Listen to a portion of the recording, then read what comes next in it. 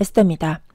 오늘은 우리 진군 박사님의 칼럼 하나를 여러분들께 소개해 드리고자 합니다. 제목은 중국과 북한의 비밀 회담입니다. 시진핑과 김정은이 미국과 주변국들 몰래 비밀리에 만나서 쏙닥쏙닥 했지요.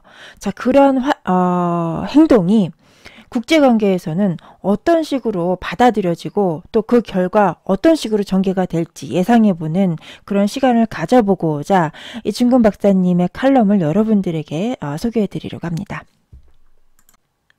비밀 외교는 전쟁을 부른다. 지난 25일부터 28일 사이에 김정은과 시진핑이 북경에서 비밀 회담을 했다고 보도되었다. 그 이후 중국과 북한은 각각 자기 편에 유리하게 편집된 동영상들을 공개했다. 중국이 공개한 동영상들을 보면 시진핑이 앞에서 김정은이 쩔쩔매는 것 같은 모습이었고, 북한이 공개한 동영상들은 오히려 시진핑이 저자세를 취하는 모습처럼 편집 조작된 것처럼 보인다. 중국이 초청했다라는 사실, 김정은이 비행기가 아니라 기차를 타고 갔다라는 사실 등이 확인되었다. 회담이 개최되는 곳이 사전에 극비로 붙여졌기 때문에 한국의 보통 사람들은 물론 전문가들조차도 그런 일이 벌어지고 있는지조차 알 길이 없었다.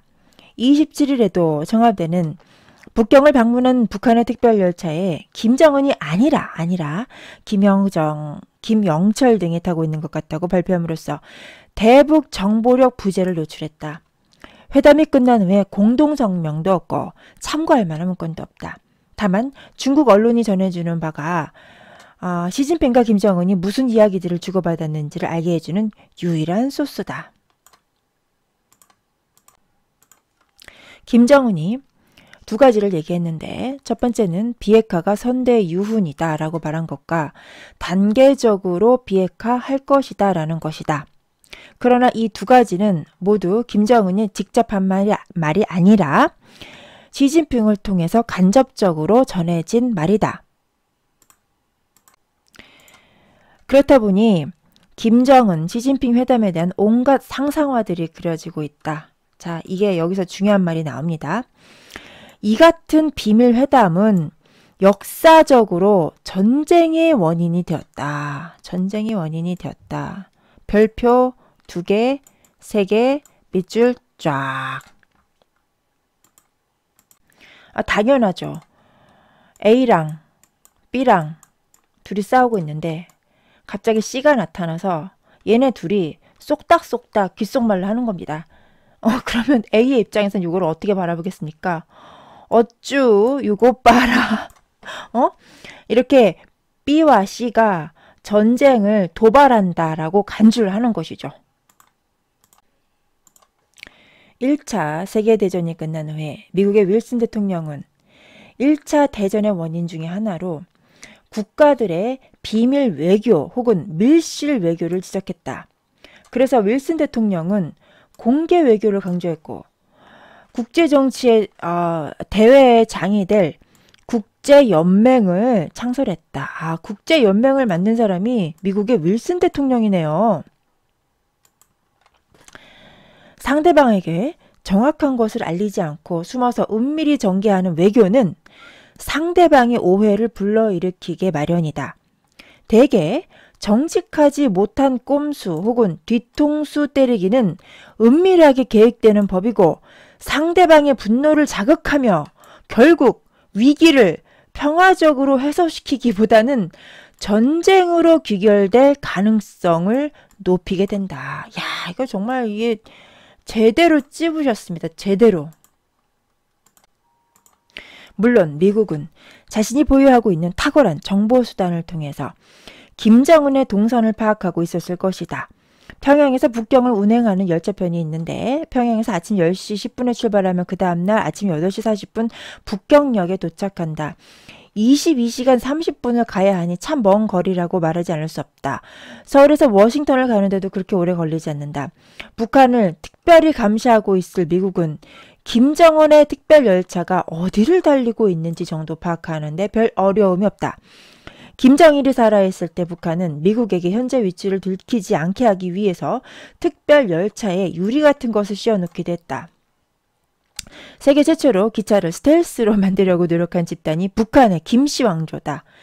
김정은 특별열차의 움직임을 실시간으로 파악했을 터이지만 중국이 김정은과 비밀회담을 사전에 통보하지 않았다면 미국은 대단히 분노하고 있을 것이다. 그런데 대단히 분노하고 있다라고 추정할 수 있는 뉴스 기사들이 있었죠. 자, 여러분 기억나십니까? 김정은이가 집에 돌아간 날 바로 트럼프 대통령은 경제비상조치법, 중국인의 미국 내에 있는 기업의 자산을 압류하고 동결하는 그 법을 검토하라고 바로 지시를 내리지 않았습니까? 그리고 우리 대한민국 측에다가는 어떻게 했습니까? 한미 FTA 합의한 것을 대북 협상으로 연기할 것을 고려하겠다라고 하지 않았습니까? 이러한 뉴스 기사들을 보았을 때 미국은 대단히 분노하고 있을 것이다 라는 것을 추정해 볼 수 있다. 이충근 박사님 역시도 칼럼에서 같은 사례를 언급했습니다. 우연인지 모르겠지만 트럼프 대통령은 미국 시간 3월 28일 중국에 대해 미국 내에 있는 중국 기업의 자산을 압류 및 동결까지 고려하는 비상조치를 강구하라고 명했다.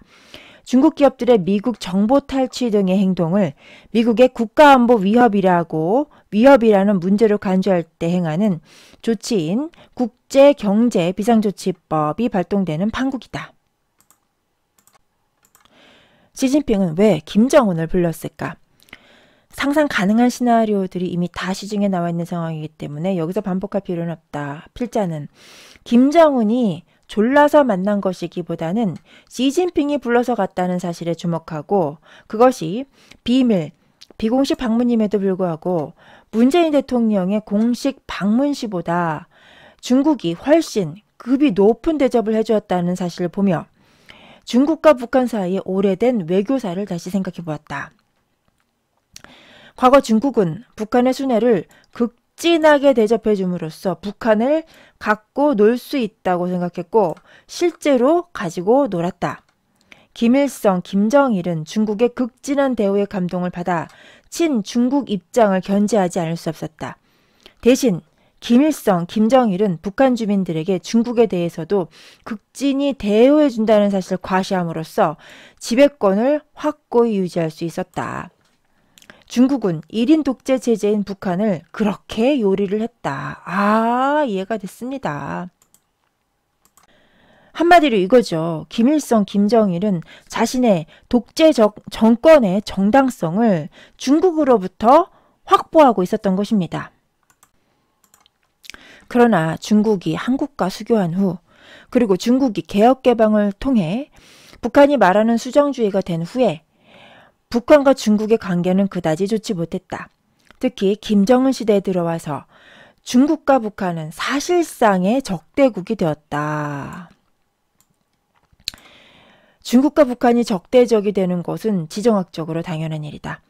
국경을 길게 접하고 있는 나라들이 진정한 우방이 되는 법은 원래 없기 때문이다.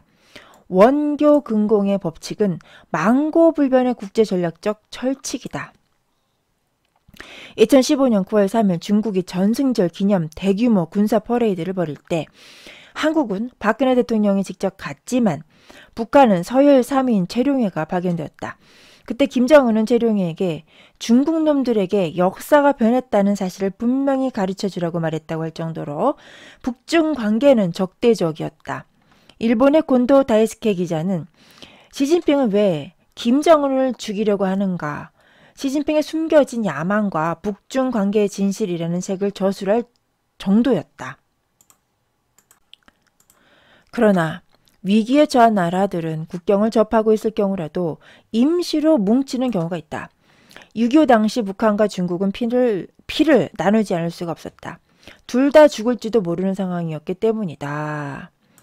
물론 차후 북한은 김일성을 너무나도 우상화시킨 나머지 한국 전쟁 당시에 중국의 지원을 아예 없었던 일처럼 기술할 정도였다. 절세의 명장 김일성이 누구의 도움을 받아 나라를 지켰다는 게 말이 되는가? 북한을 살려준 중국의 지원을 기술한 책에서도 그 설명이 자세하기는커녕 몇 줄에 불과하다.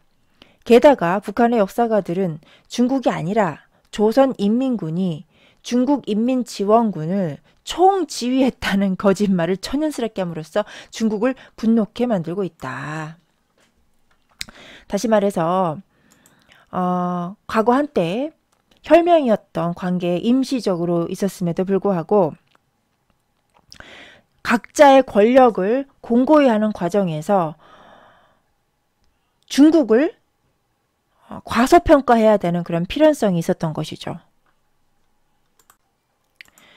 지난 몇 년 동안 으르렁거리던 중국과 북한이 같이 뭉쳐야 할 필요성이 생길 것일까?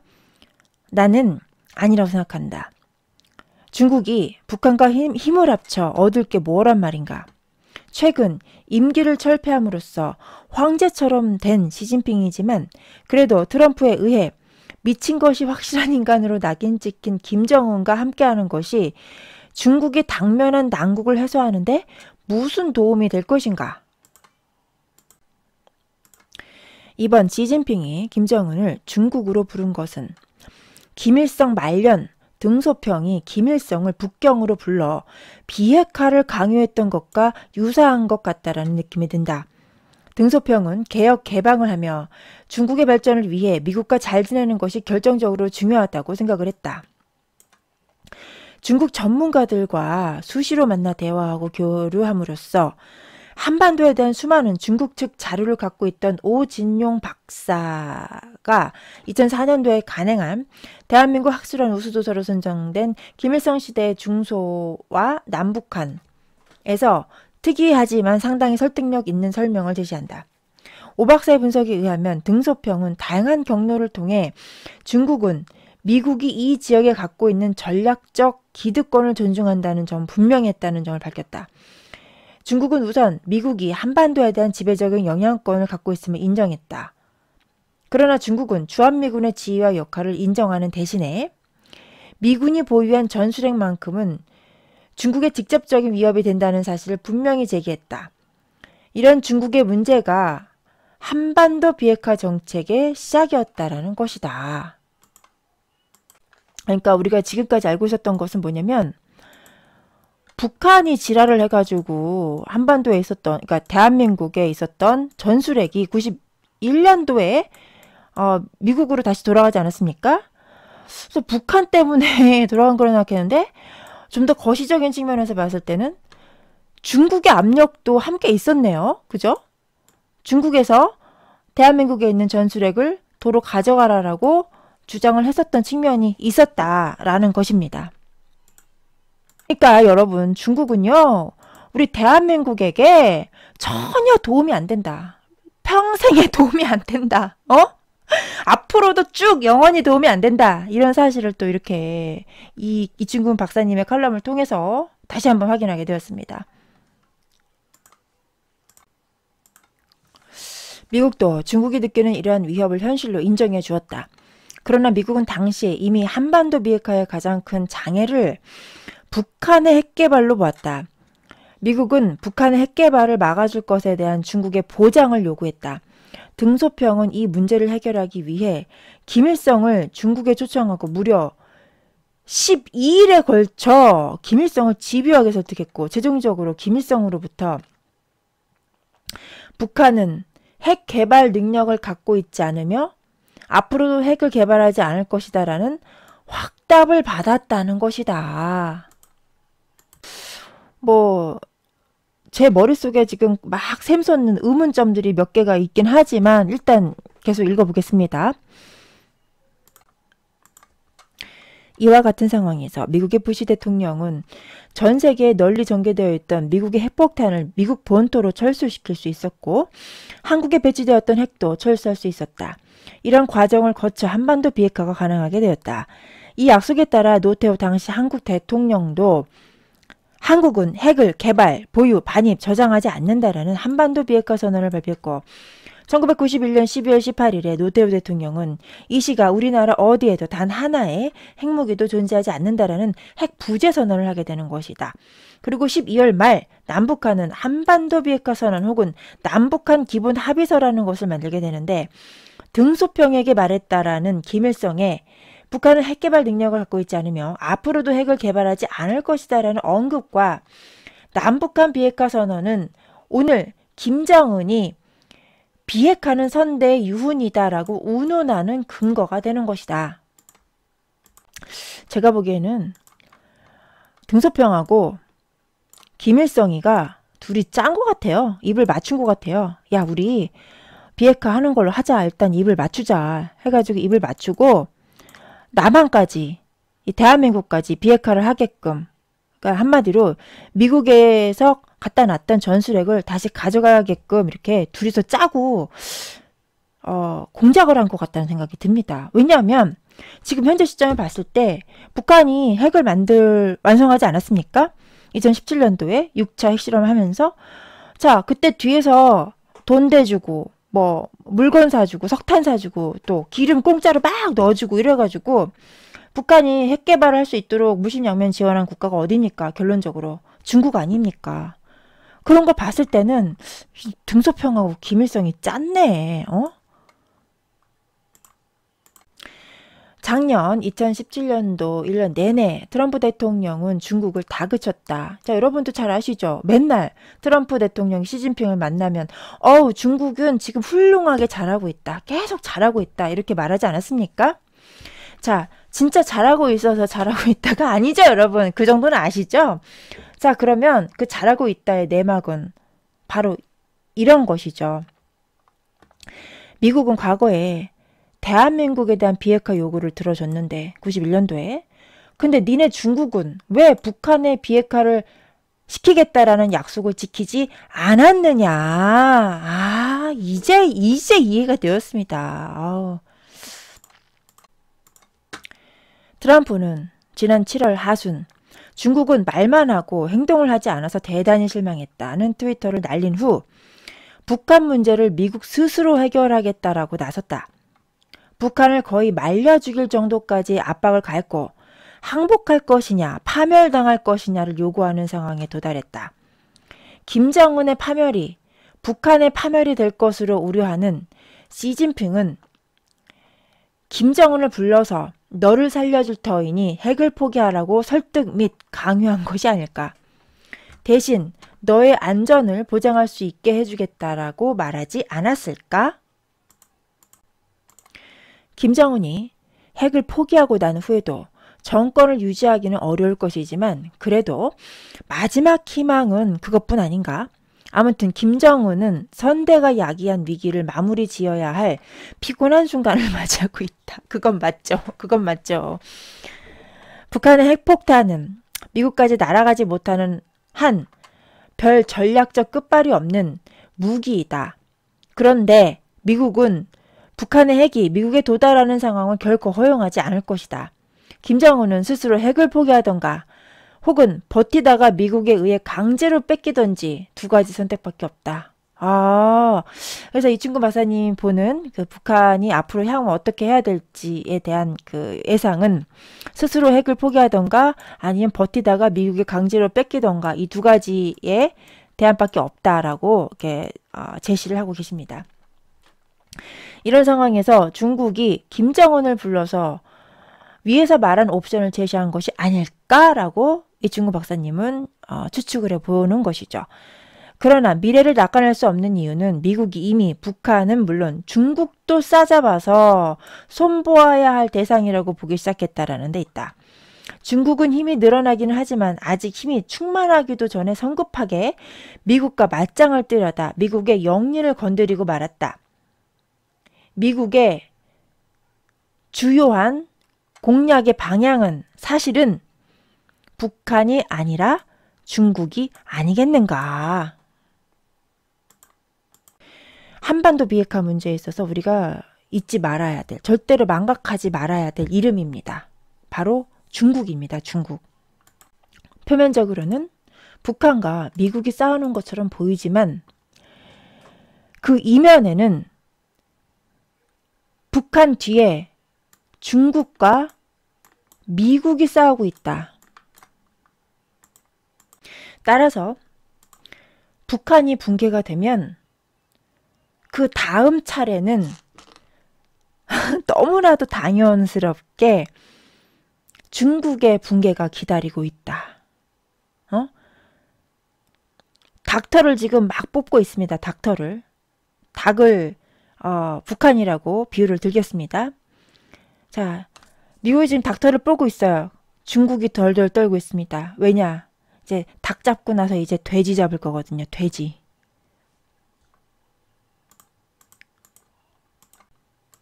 따라서 북한의 붕괴는 이꼬르 중국의 붕괴랑 같다. 그래서 얘네 둘이 이렇게 필사적으로 서로 뭉치는 게 아닌가. 저는 그렇게 생각을 합니다. 싸울 땐 싸우더라도 일단 살고 봐야죠. 일단 지금 현재는 힘을 합해가지고. 물론 얘네들이 지금 힘을 합친다고 해서 살 수 있을지는 잘 모르겠습니다. 지금 너무 멀리 와버렸어요. 북한하고 중국이 너무 멀리 와버렸어요. 지금. 공산주의 애들, 이 빨갱이 애들이 특징이 뭡니까? 억으로 나가지고 시간 끄는 거 아닙니까? 그래서 시간을 어떻게 한번 좀 늦춰보려고, 지연시켜 보려고 잔머리를 쓰고 있는데, 뭐 오늘 죽나 내일 죽나 모레 죽나 어차피 쟤네들은 둘이 싸잡아서 죽을 겁니다. 거기다가 미국은 북한과 중국을 최대한 예우를 해주려고 했는데 얘네 둘이 비밀리에 지금 비밀 회담을 하지 않았습니까? 다 보고 있는데 귓속말로 둘이 쏙싹쏙싹 거렸어요. 야, 이건 괘씸죄죠. 괘씸죄. 내일 모레 죽을 거 내일 아침에 죽는 겁니다. 내일 모레 목 딸 거 내일 아침에 따는 겁니다. 이러면 명을 재촉하는 거죠, 지금. 어쨌든 이 시진핑과 김정은은 둘이서 밀담을 나눈 바람에 몰래 쏙닥쏙닥 거린 바람에 이제 우리 가트럼프님께서 엄청나게 열이 받아 있습니다. 그래서 여러분 아시죠? 혹시 닥터를 어떻게 뽑는지 아십니까, 여러분? 저는 압니다. 일단 물을 팔팔 끓입니다. 그래서 그 팔팔 끓인 물에다가 닭을 확 집어넣고 꺼내면 닭털 잘 뽑힙니다. 제가 보기에는 지금 미국에서 트럼프님께서 우리 가트럼프님이 신의 도움을 받아서 아마 물을 끓이고 있을 겁니다. 그래서 닭 잡고 돼지는 제가 어떻게 잡는지 잘 몰라요. 소리만 들었는데 돼지 잡을 때 엄청 시끄럽습니다.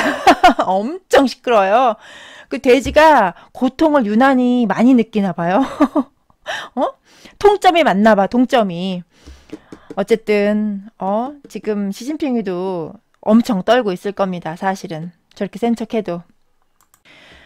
그리고 오늘 방송 마무리 짓기 전에 특별히 하고 싶은 말이 있는데 내 영상에 댓글을 다는 놈들 중에 나 우파인데 나 대구 출신인데 이러면서 댓글을 다는 놈들이 있습니다.